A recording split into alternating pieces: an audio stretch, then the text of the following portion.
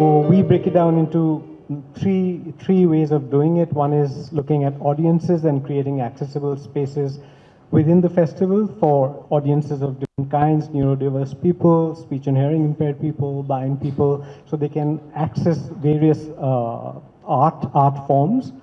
The second thing that we do is get people with disabilities, artists with disabilities into the programming.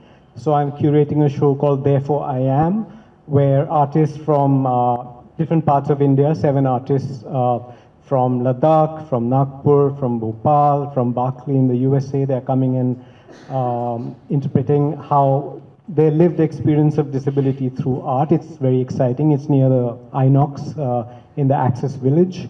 We have a sensory room which is built during the festival for all the overwhelm and the overload that happens. So you can park yourself there and just kind of, prepare yourself for the next few hours.